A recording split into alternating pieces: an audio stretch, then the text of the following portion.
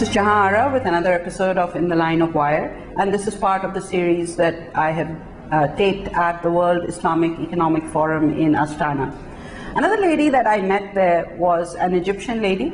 Her name is Dr. Amany Asfour. Very dynamic lady, full of so much energy that one could not get her to sit down for long enough to do this interview, but I finally did. She set up the Egyptian Women Entrepreneurs Association and has been guiding it and empowering a lot of women in Egypt.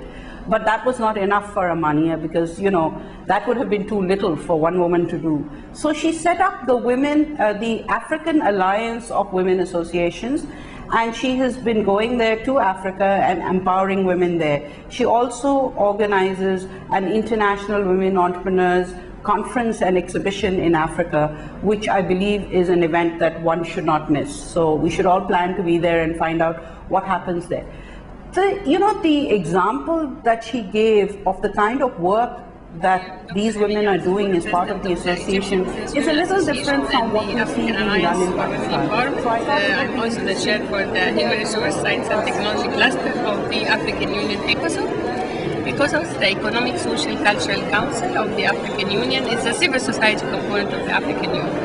Actually, our organization is focusing on the economic empowerment of women, because we believe that the economic empowerment of women is the crucial stone towards achieving the Millennium Development Goals. Okay. Everybody knows the MDGs, which is first is alleviation of poverty and hunger, second education, the third the goal is gender equality and women empowerment, the fourth and the fifth and sixth have relation to healthcare, which is reduced child mortality, reduced maternal mortality, combating HIV, AIDS, malaria, TB, and the seventh actually goal is achieve sustainable environment, and this eighth is global partnership.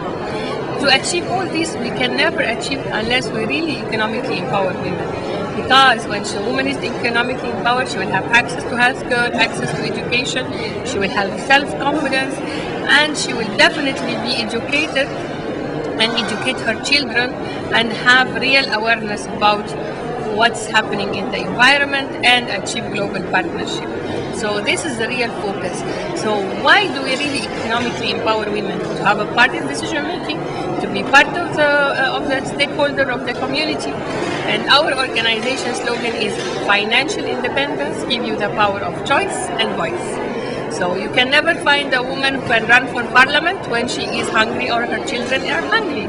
So the whole issue is really how can she have the power of having her own destiny, her own talent, her own skills, how we train her and build her capacity to be able to manage her life, to build her own company. So this is actually, I personally call it the triad of empowerment. Triad of empowerment is actually depending upon three pillars.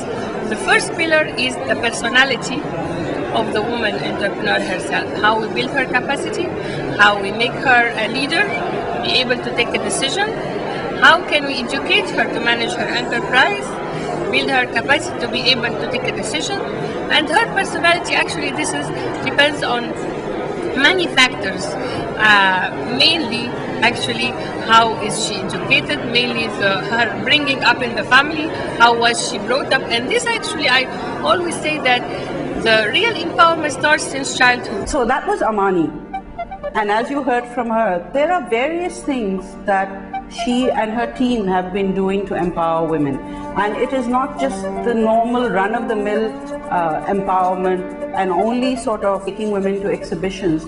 It is every part of the exercise so that they will be successful.